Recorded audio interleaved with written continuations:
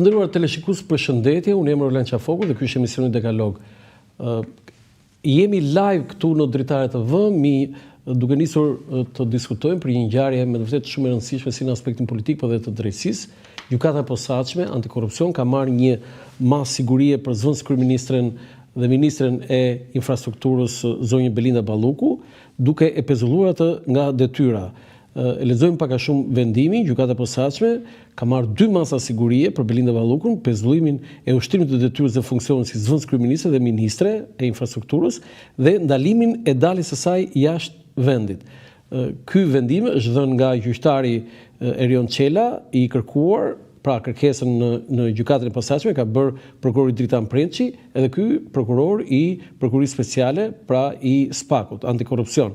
Akuza që është vendosur, është atashuar zonjës Balluku nga prokurori Prençi është shkelje e barazisë së tendra. Në fakt, ky është një zhvillim shumë i rëndësishëm për drejtsinë dhe për politikën, duke sikur nga marrja e pandehur e zonjës Balluku disa ditë më parë, duke sikur ujërat u qetësuan, ajo ishte marrë e pandehur, u thirr madje edhe në SPAK, dhe duke sikur ujërat ishin qetësuar dhe nuk ishte asnjë problem për zonjën Balluku, ajo pas disa ditësh që nuk kishte dalë publikisht, qoftë me deklarata, qoftë me prononcimet e saj, ajo shfaq madje edhe në parlament, ajo shfaq edhe në rrjetet sociale, duke sikur nuk kishte ndodhur asgjë, madje edhe në mbledhjen e qeverisë shqiptare me atë italiane në Rom, zonja Balluku ishte prezente aty dhe dukesh një lloj qetësie saj, nga ana tjetër dhe zoti Rama nuk ka ndërmarrë një nisëm për largimin e saj, po ndërkohë sot ky është zhvillimi i minutave të fundit që zonja Balluku është pezulluar nga detyra me vendim të gjykatës së posaçme. Informacionet të fundit janë që zonja Balluku në këto momente ka shkuar në kryeministri dhe është duke zhvilluar një takim me kryeministin Edi Ramën, pritet që të merret në një vendim, të paktën pritshmëria, po kjo deri tani ne nuk kemi një deklaratë apo një deklarim zyrtar apo një vendim zyrtar, por ajo që vlen për të përmendur është që ky është vendimi më i rëndë, më i fortë i SPAK-ut, që është marrë ndonjëherë ndaj një funksionari më të rëndësishëm të qeverisë dhe të maxhorancës. Pra zonja Balluku që nga ky moment pezullohet nga detyra e kryeministres dhe e ministres së infrastrukturës dhe i ndalohet dalja e saj jashtë Shqipërisë. Normalisht në këto momente ajo nuk është më në të dyja këto detyrat e larta që ajo mban, por gjithsesi ne do presim edhe lëvizjet e tjera politike të zotit Rama dhe të zonjës Balluku. Për diskutuar për këtë ne do kemi disa kolegë zyrtar, analistë edhe jurist, po fillimisht ne kemi një lidhje në këto momente me Andi Shkirën, profesor pedagog në Universitetin e Tiranës në fakultetin juridik dhe një mik i prershëm i emisionit Dekalog këtu në Dritare TV. Nuk e di nëse në këto momente do ta kemi zotin Shkira, po Andi, përshëndetje. Përshëndetje Landi. Të falenderoj për prezencën se nuk kemi në kushte shumë normale dhe unë e vlerësoj shumë gatishmërinë tuaj, por janë zhvillime të tilla të drejtësisë dhe të politikës së Shqipërisë që unë këmbgulaj që të kishim patjetër këtë dhe të zhvillonim këtë bisedë. Tani ju vetë si e pritët këtë vendim të gjykatës së posaçme për pezullimin nga detyrat si zëvendës kryeministre dhe si ministre e infrastrukturës zonjën Balluku dhe ndalimin e saj për dalje jashtë shtetit, ndalimin e pasaportës? Atëherë sërish vijojmë të konfirmojmë edhe një atë që kemi thënë kryetarës që drejtësia është e pavarur. Pra çfarë do të thotë drejtësia është e pavarur? Drejtësia nuk ndikohet se çfarë fuqi e ka personazhi që është në hetim apo personazhi që është i pandehur apo çfarë do lloj statusi juridik që ka. Dhe në këtë rast ju e thatë shumë mirë që për fjalë të zëvendës kryeministren dhe për ministren Belinda Balluku, për të cilën është marrë një masë sigurie. Për mua, masa e sigurisë nuk është në proporcion, sepse mund vazhdojnë të ndiqen në gjendje të lirë, por megjithatë është një masë që nuk cënon, po themi, atë kalimin shumë të madh si që është vepruar me zotin Veliaj, për shembull, i cili është mbahet mas sigurimi arrest me burg.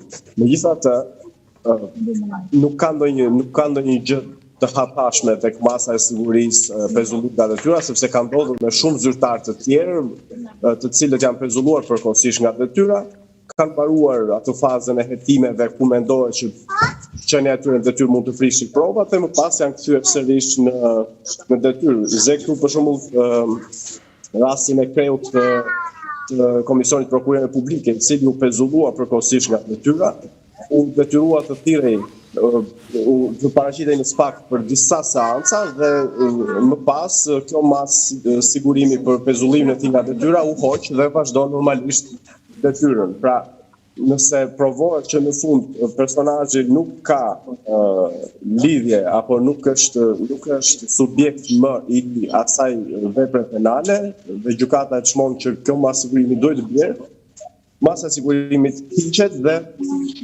subjekti rikthehet sërish në detyrë. Andi, kemi njoftimin e parë të gjykatës posaçme antikorrupsion. Përshëndetje gjithëve, uroj të jeni mirë, lidhur me lajmin e publikuar në media për caktimin e masave të sigurisë ndaj zonës kryeministres Zonjës Balluku, në kushtet që masa e sigurimit kanë karakter sekret, gjykata në këtë moment nuk ka njoftim zyrtar për të ndarë me median dhe publikun. Në momentin e dur, proceduriale do të njoftoheni zyrtarisht nga ana e gjykatës. Pra, kërkesës së gazetarëve që gjykata t'japi një informacion, gjykata është përgjigjur në këtë formë. Zënës kryeministja dhe ministra e infrastrukturës Belinda Balluku për gjithë ata që na ndjekin, u mor zyrtarisht e pandehur më 31 tetor të vitit 2025 me akuzën e shkeljes së barazisë në tendra publik. Hetimi, siç dihet, lidhet me procedurën e tendrit për ndërtimin e tunelit të Llogaras në seksionin rrugor Orikum-Himar. Kjo është pjesa e autostradës Vlorë-Sarand. Në fakt, tendri i fillim për informacion u hap në 11 vjetor të vitit 2020 dhe u anullua dhe u rihap sërish të vitit në 22 qershor 2021 me fond limit gati 190 milion euro në mos gaboj. Pra, Andi, ky ishte deklarimi parë dhe njoftimi parë për shtyp, që në fakt nuk është një njoftim, por një sqarim më shumë të bërë nga gjykata e posaçme pas vendimit që është bërë sot. Ndërkohë, brenda vendimit të dhënë nga gjykata e posaçme, kemi dhe një vendim tjetër, 2 varësit e zonjës Balluku, gjykata e posaçme i ka lënë arrest shtëpie. Bëhet fjalë për Erald Elezin, drejtori i Keshit, dhe kreu i ARSH-s Gentian Gjyli. Pra, 2 drejtorët që vareshin direkt nga zonja Balluku. Zoti Elezit i është komunikuar akuza shpërdorim detyre dhe shkelje barazisë të tendrave dhe ai është marrë i pandehur, ndërsa drejtori aktual është marrë i pandehur dhe drejtori aktual. Ish drejtori i Keshit është marrë i pandehur dhe po hetohet. Këtë e ka thënë në fakt zoti Dumani dhe kohë më parë. Por më e rëndësishme është vendimi që është marrë për zonjën Balluku. Ka një diskutim ose një hamendësim ose edhe informacione të sunguara që nuk janë zyrtare që zoti Erviz Berberi mund të jetë ai një lloj bashkëpunëtori i drejtësisë, por deri tani ne nuk kemi gjë të konfirmuar dhe të siguruar, sepse janë ato publikimet nga celulari i tij, ato që kanë përbërë provë për marrjen e masës së zonjës Balluku si të pandehur në vendimin e parë, por edhe kjo për pezullimin e saj nga detyra, për arsyetimin që zonja Balluku mund të dëmtojë provat, por edhe ndalimin e saj jashtë shtetit. Në fakt kemi një deklaratë të parën të ish deputeti Petro Koçi, një nga zërat më kritik brenda maxhorancës, i cili ka reaguar pas vendimit të gjykatës të posaçme. Koçi në fakt shkruan gjithë përshtatshmëria e deleguar sidomos nga lart, edhe se shijon si magjike e kthen vet engjëllin në djall. Imagjino se ç'ndodh kur djalli maskohet si engjëll qysh në krye të erës apo kur shpirti prej luksit nduket sundohet nga provincializmi. Arrit deri aty sa pinjoll e familjeve që na kanë dërmuar dhe shqyer votat e PS-s në vitet fashiste të qeverisjes Berisha të zgjidhen si deputete socialiste. Dita kur mendon se ligji është pengesë për shpalosjen e sukseseve të personalitetit tënd, është dita e verifikimit se korrupsioni të ka mbërthyer dhe të ka tjetësuar, nëse nuk ja ke nisur punës me hile qysh në fillim. Pra është një reagim I parë nga vetë maggioranca, një deputeti që cilësohet si nga më të ndershmit që ka Partia Socialiste, por në fakt tani ai nuk është më deputet, nuk ka asnjë funksion në Partinë Socialiste. Nuk e di, e kam ende Andin? Petro ndoshta e ka dhe pak ndikim emocional se ka qenë deputeti I Qarkut Fierit, edhe Po ju socialistët shumë emocione I merrni, gjitha ju keni shumë emocione, edhe ti madje shumë emocione ke tani. Unë në Petro ne kam jo, s'kam emocione, unë thjesht kam sikleti që nuk jam aty në studio për të qenë më I gatshëm për të debatuar, po unë Petro më thash e kam mik të cilin për çuditërisht e kam bërë në një nga emisionet ku kemi qenë bashkë të ftuar ca vite përpara. Jo, flasim për zonjën Balluku, lere Petro s'është as deputet tani, unë e kam mik më shumë se ty po. Pikërisht se Petro s'është më deputet, prandaj dhe ka ca reagime emocionale. Po jo, se flet Petro edhe kur s'ka qenë deputet, po e lëm Petron, flasim për zonjën Balluku. Tani, si shikonin, është siklet tani, është në vështirësi maggioranca dhe zoti Rama si pret që ta shkarkojë zonjën Balluku? Tani, nuk ka lidhje me shkarkimin apo jo. Aty është marrë një mas pezullimi. Tani, janë ca situata që politika dhe drejtësia jonë nuk ka qenë asnjëherë përballë të tilla situatave dhe nuk dihet se si veprohet në këto raste. Pra sepse nuk mund të rri me një ministër të pezulluar në detyrë. Qeveria është më që është një ministri shumë e rëndësishme. Apo me zëvendësje ministër në një fazë që po ndiqen shumë hapa dhe procedura të rëndësishme për sa përket përqasjes legjislacionit në Bashkimin Evropian. Nga ana tjetër, të thash, është një vendim I cili mund të zgjasë shumë pak, mund të zgjasë shumë, por në çdo moment mund të revokohet dhe mund të kthehet në detyrë.